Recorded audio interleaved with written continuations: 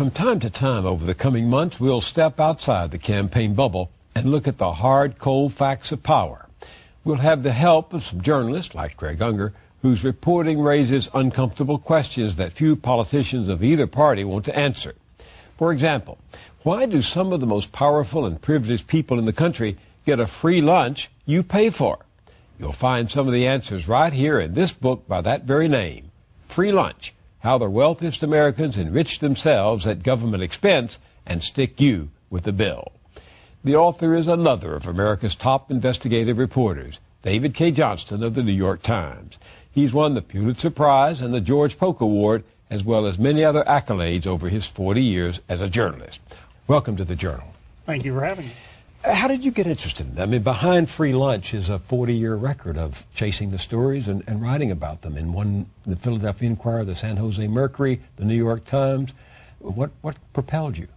Well, I was always interested when I was young in the exercise of power. My father, who grew up in New Orleans and then left it because he couldn't stand the racism, would stand my brother and I in front of the little 15-minute news in the 50s, and we would see, hoses being turned on demonstrators or whatever, and he would say, there but for the grace of God go you. You could be black and living in the South and your life would be horrible. And that got me to seeing around me things about how people are treated. And then when I became a reporter, I began to realize that you can have a nice life and just report on what the city council said, but that there were really interesting things going on if you paid less attention to what the politicians said and more attention to what the government actually did. And it got me to start thinking about how government finance and taxes and government spending are related to the quality of our lives. But some of your critics have said you've gone beyond investigative reporting in this book to become a crusader against the rich. Do you object to people getting rich? Oh, no. Good grief. I have no objection to that whatsoever. But get rich by working hard, working smarter, coming up with a better mousetrap. Don't get rich by getting the government to pass a law that sticks the government's hand into my pocket, takes money out of it, and gives it to you. That's not right. That's not a fair playing field. And Adam Smith, warned again and again that it is the nature and tendency of business people to want to put their thumb on the scale, and even better, to get the government to put the thumb on the scale for their benefit. And that's what we've seen going on now in our society for some time. Yeah, the theme of the book, as I read it, is that not that the rich are getting richer, but that they've got the government rigging the rules to help them do it. That's exactly right. And they're doing it in a way that I think is very crucial for people to understand. They're doing it by taking from those with less to give to those with more. So the other moral authority I cite in the book is the Bible, both the Old Testament and the New. And all the way through those two books, you can read condemnation after condemnation of taking from the poor to benefit the rich. You will come to ruin, it says in the Old Testament, if you give to the rich. And yet that's what we're doing. We gave $100 million to Warren Buffett's company last year, a gift from the taxpayers. We make gifts all over the place to rich people. And yet the way the news media write about it, people are often very unaware of this because we use complicated terms and meaningless language to the average reader so they don't understand what's happening. You mentioned Warren Buffett. I was impressed in the book that you do name names. And so let me mention some of the names that you talk about in the book. Warren Buffett, everyone respects him as the world's greatest investor, yet he's in your book on free lunches. In several places. In several places. He got a $665 million interest-free loan for the utility he has in the Midwest. Now, He got the loan from the taxpayers. Now imagine for a moment that the house you live in today, you bought it 24 years ago, and you agreed to pay the price then.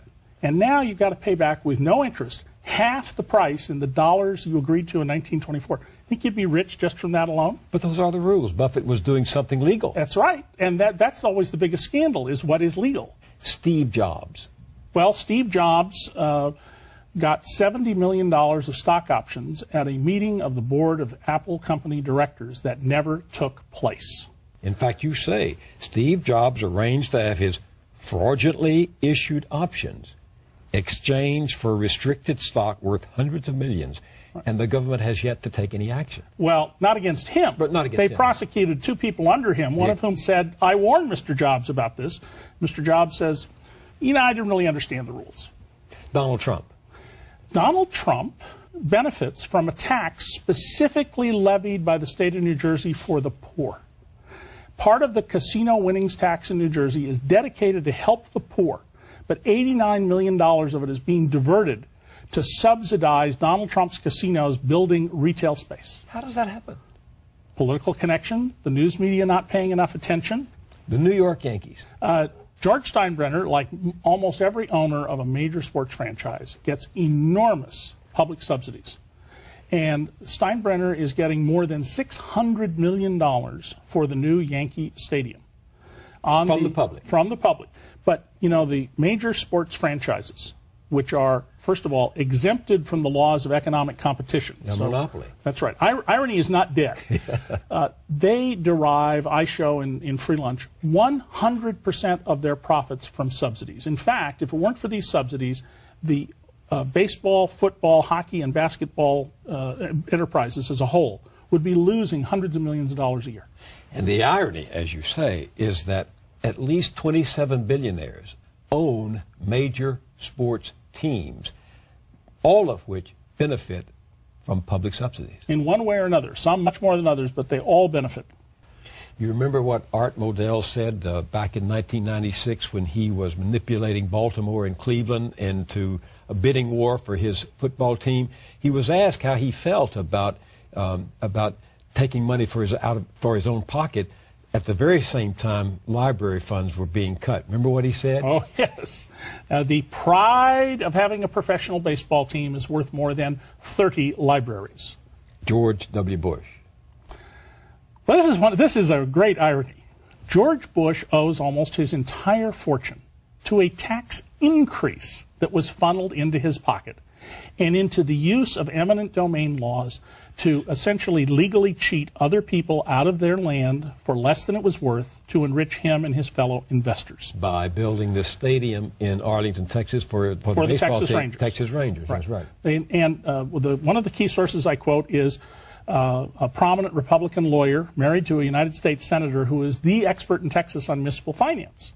The subsidy, he says, is $202.5 million. And Bush and his partners captured about $168 million of it.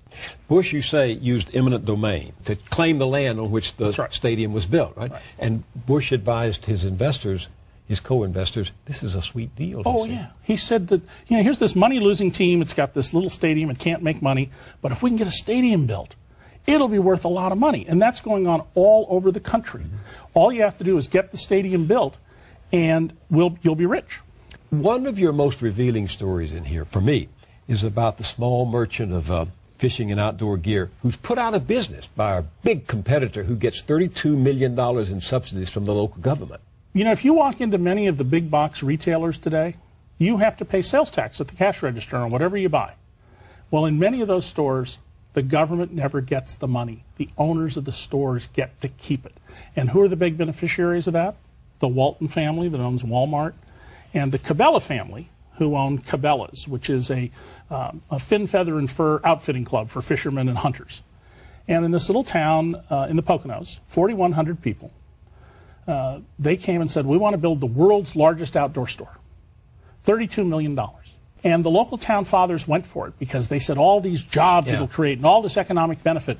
And Jim Weeknecht, who runs this little tiny store that makes enough money that his wife can stay home and raise their children, he's outraged. He goes, nobody gave me a subsidy. If I'd gone to City Hall and said, give me $1 million, they would have laughed at me. And, he charged lower prices than Cabela's. They still ran him out of business. This little town gave the Cabela family the equivalent of about 11 years of the entire city budget. Wow. For police and fixing the streets and everything else. And this is going on all across America. Yeah, but Cabela promised jobs and more money flowing through the economy, but that hasn't happened. No, it hasn't happened. And in fact, that's the argument made everywhere. What you're really doing is using this government subsidy to draw business away from the existing local